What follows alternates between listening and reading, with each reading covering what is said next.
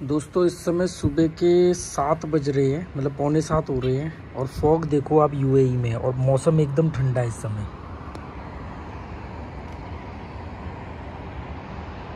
ये रसल खेमा है और सुबह के इस समय पौने 7 बजे हैं।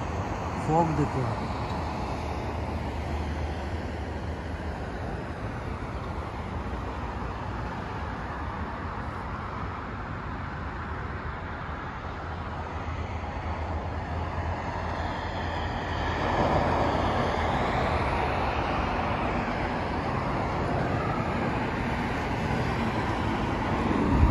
तो मैं 4 बजे का उठा हुआ हूँ, मतलब 4 बजे मेरी आँख खुल गई थी। उसके बाद मैं सुस्ती थी पर सो नहीं पाया, तो एक जो आधा कप कॉफ़ी बना के पी मैंने। फिर बाहर थोड़ा सा दिन निकल आया और फिर मैं कुछ दिन ऐसे ही नहीं निकल आया। 4 बजे अगर मेरी आँख खुली है, दिन निकला है अभी आधे घंटे पहले।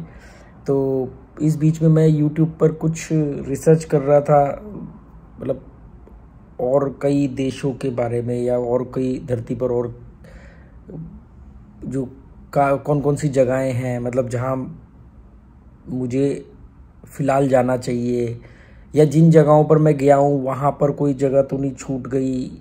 क्योंकि मैंने कोई भी देश को आप पूरा थोड़ी एक्सप्लोर करते हो। एक देश में कितने सारे प्रोविंस होते हैं, कितने सारे स्टेट्स होती हैं, शहर होते हैं, वैली होती हैं, बहुत सारी अलग अलग डायरेक्शन, अलग अलग weather, north province, south province, ऐसे होता है सब जगह। तो जैसे अब यूएई में, यूएई का मतलब लोग दुबई समझते हैं, मतलब उनके लिए बस ये है कि दुबई का ही उनके ख्याल आता है और वो कहीं आगे पीछे नहीं जाते एज ए टूरिस्ट। पर आप देखो तो अब मैं रसल खेमा में हूँ, दुबई से 120 किलोमीटर पास में ही एक बहुत अच्छा शहर मिला, अजमान है और भी है। पर मैं अभी मैंने दुबई के अलावा अबू धाबी भी में गया था, पर रसल खेमा मुझे ज़्यादा बेहतर लगा। तो जब मैं किसी जगह के बारे में रिसर्च करता हूँ तो मेरा वेदर को लेकर के बहुत बड़ा रूल रहता है कि वेदर कैसा है वहाँ का। क्योंकि मुझे सर्दियाँ पसंद नहीं है, ठंड पसंद नहीं है। मतलब मेरी बॉडी ठंड में ज़्यादा बेहतर काम नहीं करती है। मतलब एक तो आलसी, ऊपर से सर्दियों का होना। मुझे चाहिए बॉडी फ्रेंडली नेचर, जो जैसे इंसान का जो शरीर होता है उसके लिए एक टेम्परेचर होता है कि 30, 32, 35 मैक्सिमम। 35 से भी थोड़ा सा ज़्यादा बता रहा हूँ, पर मैक्सिमम 35 मान लो। उसमें ह्यूमिडिटी भी ज़्यादा ना हो और मिनिमम जाए तो 14-15 से नीचे ना जाए। तो जैसे इसी वजह से गोवा को चुनने का एक ये भी कारण था कि गर्मियों में गर्मी ज़्यादा नहीं होती है, सर्दियों में तो ठंड होती नहीं है, ना के बराबर होती है। तो ऐसी जगहों की तलाश कर रहा था। ऐसा नहीं कि कोई ठंडी जगहों पर कभी नहीं जाऊंगा या बिल्कुल नहीं जाऊंगा, तो पर वो जगह लॉन्ग स्टे के लिए शायद मैं ना चुनूँ। ऐसे तो मैं नेपाल में सर्दियों में रहा हूँ 2-2 महीने, और नेपाल में बहुत कड़ाके की ठंड पड़ती है। तो अभी मैं ऐसे ही बैठा हुआ था तो कुछ बातें दिमाग में आई, तो क्योंकि कल रात को भी लाइव हुआ था, काफ़ी लंबा लाइव चला था। तो मैं बैठा हुआ ऐसे सोच रहा था, तो कुछ चीज़ें दिमाग में आएगी जो मैं पहले सोचता था और अब मेरी वो सोच नहीं है। तो कई लोगों ने मेरे को वीडियो के नीचे कमेंट किया और कई लोगों ने लाइव में भी बोला कि आपने एक वीडियो में ये बात बोली थी 6 महीने पहले या 1 साल पहले, अभी आप अपनी ही बात के अगेंस्ट हो। तो कई बार तो ऐसा होता है कि दोनों ही बातें सही होती हैं अपोजिट होते हुए, और डिपेंड करता है कि आप किस संदर्भ में वो बात बोल रहे हो, रेफरेंस क्या है। पर कई बार सच में ही मैं एग्री नहीं कर रहा होता उस बात से जिससे मैं कभी 6 महीने 1 साल पहले मैं एग्री कर रहा था, मानता था उस बात को। तो इसका मतलब क्या है कि इसका मतलब ये है कि आप कंफ्यूज करेक्टर हो। तो मैंने पाया कि नहीं, ये तो बहुत अच्छी खासियत है, ये तो एक गुण है। क्योंकि समय का मतलब क्या है, टाइम की डेफिनेशन क्या है? टाइम का मतलब है बदलाव, परिवर्तन। मतलब टाइम हमेशा लगातार बदलता रहता है, लगातार बदलना टाइम। तो अगर आप कोई बात, कोई विचार है आपके मन में, कोई थॉट है किसी चीज़ को लेकर के, और 6 महीने बाद या 1 साल बाद, या डिपेंड नहीं करता ड्यूरेशन क्या है, आप उसके अगेंस्ट भी हो सकते हो। तो क्योंकि आप जिंदा हो, आप सोच रहे हो, और इसलिए, और टाइम लगातार बदल रहा है, क्योंकि टाइम का मतलब ही बदलना होता है, परिवर्तन होता है। तो इसका मतलब ये कि आप परिवर्तन के साथ चीज़ों को समझ रहे हो। अगर आपने 10 साल पहले एक सोच रखी और अब आप उसी सोच को पकड़ के बैठ गए हो, उसको चेक ही नहीं कर रहे हो बदलाव के साथ साथ, तो फिर तो आप एक तो पिछड़ जाओगे, दूसरा आप रूढ़िवादी हो गए। आपका अपग्रेड कैसे करोगे आप अपने आप को? जैसे मान लो कोई ऑडियो कैसेट सुनता था और वो कहेगी जी मैं तो ऑडियो कैसेट में ही मुझे मज़ा आता है, तो ऑडियो कैसेट का टाइम अब गुजर गया। उसके बाद CD आई, DVD आई, अब पेन ड्राइव आए हैं, कल को कुछ और होगा। तो ऐसे ही विचार है, विचार भी तो बदलते हैं ना। तो मैं ऐसे ही, मेरे दिमाग में कुछ बातें आ रही थी जिस पर मैं अपने ऊपर हंस रहा था कि यार मैं उस टाइम पे ऐसा सोच रहा था। उदाहरण के तौर पे आपको बताता हूँ, मैं अभी आज से तकरीबन 10 से 12 महीने पहले, अप्रोक्सीमेटली 10 से 12 महीने पहले, यस मतलब 1-2 महीने ऊपर नीचे कर लो आप, तो मेरी प्लानिंग ये थी कि मैं साइकिल लूँगा अपनी, और फिर इंडिया में कहीं ना कहीं साइकिलिंग करूँगा। एक कैटल लूँगा जिसमें गर्म पानी डाल के, वो जो कैटल होती है उसमें चाय, कहीं से खुद चाय बना के, और रास्ते में चाय बेचते हुए, और उसके पैसों से अपना डेली का खर्चा निकालूंगा। और मैंने उसके लिए इलेक्ट्रिक कैटल सर्च भी कर ली अमेज़ॉन पे, कौन सी कैटल मुझे यूज़ करनी है, किस तरह की तैयारियां करनी है। और उसी के लिए वो जो एक टेंट लिया था मैंने डीकैथलॉन से, तो मैंने कहा वो भी मैं यूज़ कर लूँगा। ये मेरे दिमाग में था, और आज मैं ये बात सोच करके अपने ऊपर ही हंस रहा हूं कि मैं ये सोच रहा था। टेंट की बात बताऊं तो उससे भी 6 महीने पहले, जब ये बात है 6 महीने या 3-4 महीने उससे भी पहले, जब इस घर में नए नए आए थे, तो मेरे पास बिल्कुल पैसे नहीं थे। तो किसी सब्सक्राइबर ने मुझे पैसे दिए 10,000 रुपये फ़ोन खरीदने के लिए, क्योंकि मेरा फ़ोन टूट गया था और मैंने 2-4 दिन वीडियो नहीं डाले थे। तो किसी ने मुझे 10,000 रुपये दिए। मैंने नया फ़ोन ना खरीद करके मैंने पुराने फ़ोन को रिपेयर करवाया 2-3 हज़ार रुपये में, जो टूट गया था स्क्रीन वगैरह उसकी, और डीकैथलॉन से एक टेंट खरीदा। उस समय ये टेंट क्यों खरीदा कि सब्सक्राइबर मुझसे मिलने आने शुरू हुए थे अभी, मतलब महीने में 1-2 सब्सक्राइबर आ जाते थे। तो उस समय की प्लानिंग ये थी कि कोई मुझसे मिलने आएगा तो हम उनको अपने घर में रुकने के लिए बोलेंगे। तो घर में तो 1 BHK है, तो एक टेंट कमरा कोई दूसरा है नहीं, तो एक ऐसा कैंपिंग करवा सकते हैं हम छत पर या अपने गार्डन में कहीं पे, हमारे साथ वो 1-2 दिन बिता के खाना वगैरह खा सकते हैं, साथ में रह सकते हैं, बात कर सकते हैं। तो ये टेंट का कॉन्सेप्ट था। आज मैं हंसता हूँ कि मैं ये सोच रहा था। तो सोचो कि जब ये चीज़ सोची थी तो लगता था ये आइडिया है अच्छा। चीज़ें बदलती गई वक्त के साथ, सोच भी बदलते गए।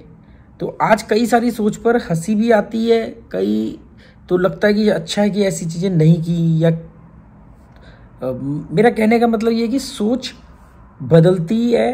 अब मैं ये कहूँ कि नहीं जी नहीं, मान लो मैंने आइडिया कुछ लोगों से शेयर किया हो या किया होगा, तो वो बोलेंगे यार आप तो 1 साल पहले ये बोलते थे, अब क्या हो गया। आपको मालूम, वो टेंट खरीदा था मैंने 2,500 रुपये का डीकैथलॉन से, 2,800 रुपये का। आज तक उसको अनपैक नहीं किया हमने, खोला ही नहीं है। तो सोच बदलती रहती है, और ये गुण है, ये गुण है कि सोच बदलते रहनी चाहिए। वक्त के साथ आपको सोच में ऐड ऑन करते रहना पड़ेगा।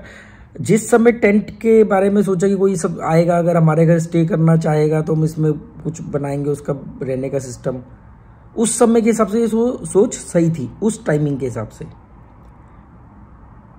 फिर जो मैंने बोला कि मैं साइकिलिंग पे निकलना चाहता था, कि भी मैं कुछ ना कुछ अपना पॉकेट मनी जो है, डेली की जो खर्चा है वो मैं खुद ही कहीं डेली से इनकम कर लूँ। तो सोचा कि कुछ बेचूंगा और ट्रैवलिंग करूंगा इंडिया में, ट्रैवलर। पर अब मैं नहीं करने वाला, अब सोच ही नहीं है वो, अब चीज़ें अलग है उससे बेहतर, क्योंकि उस सिचुएशन के हिसाब से वही ऑप्शंस थे। ऐसे ही 2-3 ही ऑप्शंस थे, उसमें से जो बेस्ट था मैंने उसके बारे में सोचा। कुछ चीज़ें हैं जो हो तो जाती हैं सोच के हिसाब से, पर उसमें बदलाव होता थोड़ा सा, जैसे लाइब्रेरी वाला कॉन्सेप्ट।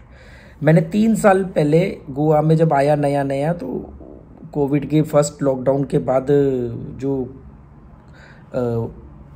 फर्स्ट सेकंड वेव के बाद में जो हालात थे कि मतलब क्राइसिस, फाइनेंशियल बहुत था, मेरे पास पैसा नहीं था बिल्कुल, किराया तक नहीं निकलता था घर का।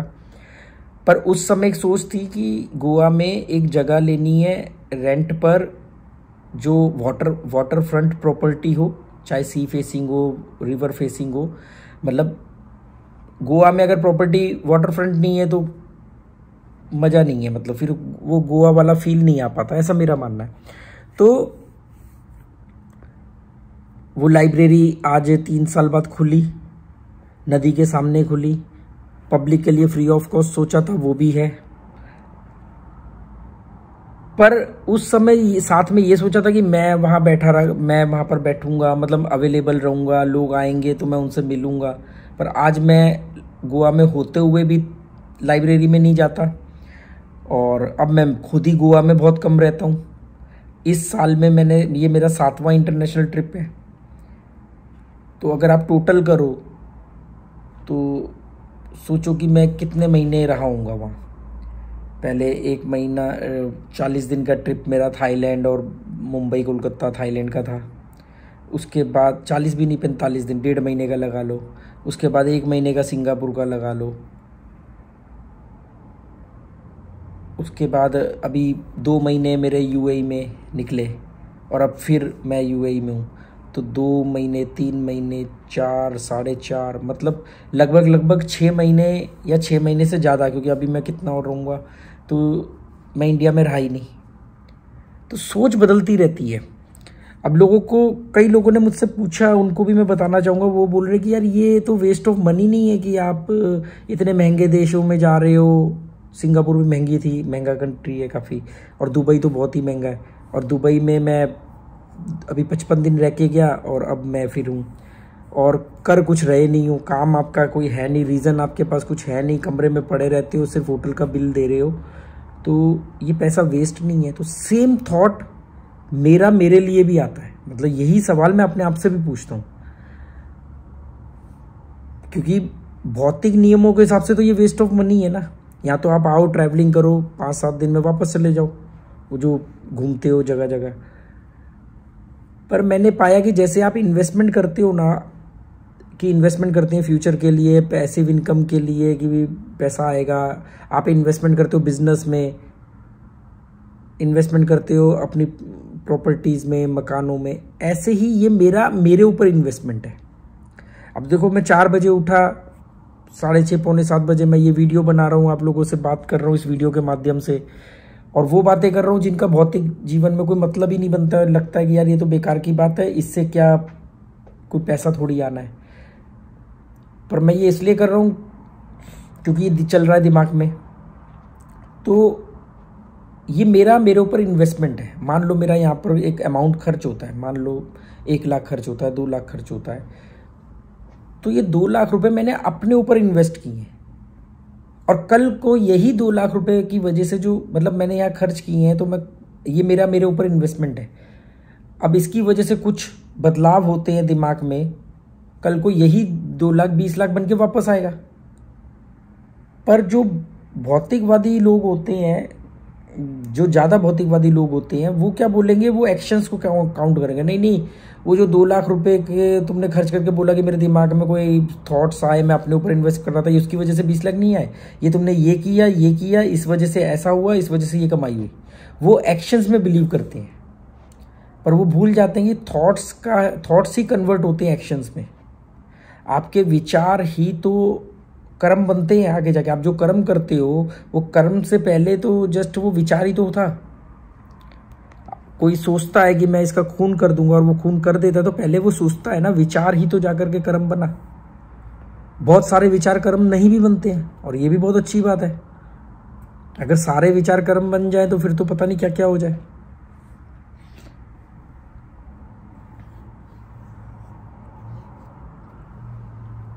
तो क्या करे बॉस।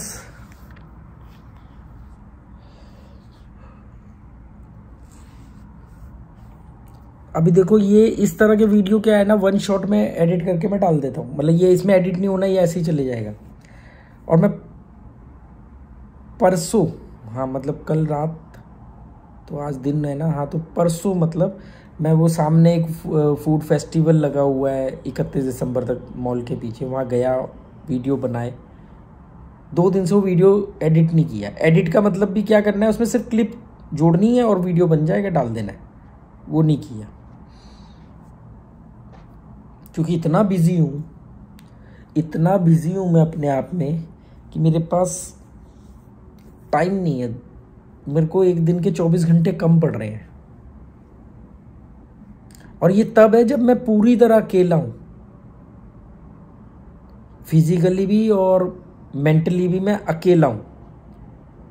तो सोचो मैं क्यों घर से भागा, मतलब वहाँ क्यों मैं थोड़ा सा परेशान हो रहा था। फिर मेरी वाइफ ने टिकट बुक करी कि नहीं आप जाओ।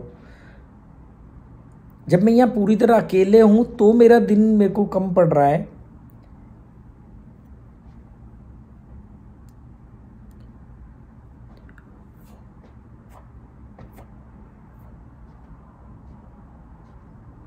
ऐ सागर की लहरों हम भी आते हैं ठहरो, ऐ सागर की लहरों। तो क्या करे बॉस, कल कपड़े कुछ धुलने दे के आया वॉशिंग के लिए। यहाँ पे एक पीछे शॉप है, 2 दिरम 2.5 दिरम लेते हैं एक कपड़े का धोने का। तो वो एक जैकेट बड़ी गंदी हो रही थी, वो विंचीटर जो थी वो दे के आया, और 1-2 कपड़े दे के आया। तो उसने बोला कि प्रेस करना है, मैंने कहा नहीं। कह रहा सेम पैसे में प्रेस होगा। मैंने कहा फ्री में प्रेस कर रहा है तो मैं अपनी आदत नहीं बिगाड़ सकता ना। मेरे तकरीबन 5-7 साल 8 साल हो गए हैं मैंने कपड़े प्रेस करके पहनना बंद कर दिया। पहले था कि कपड़े प्रेस करके पहनने, अब कपड़े भी ऐसे नहीं होते ना। टी शर्ट पजामा क्या प्रेस करोगे, तो बिना भी प्रेस किए थोड़ा सा उसको ऐसे झटको वो ठीक हो जाती है।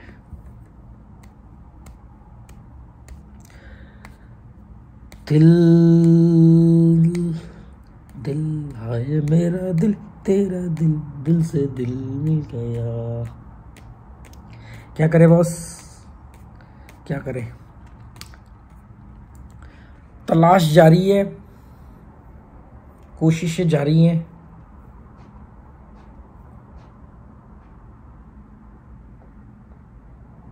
चलो यार, बेकार की बकबक कर रहा हूँ मैं। मुझे पता नहीं ये वीडियो आप लोगों को क्या लगेगा, कैसे झेल लेते हो यार। मेरे वीडियो नहीं झेले जाते, तो शायद तभी व्यूज शायद 400-500 भी नहीं आते प्रॉपर ढंग से। क्योंकि इस तरह के वीडियो कौन डालेगा यूट्यूब पे। यूट्यूब पे लोग आते हैं मनोरंजन के लिए, ये चीजें कौन देखेगा।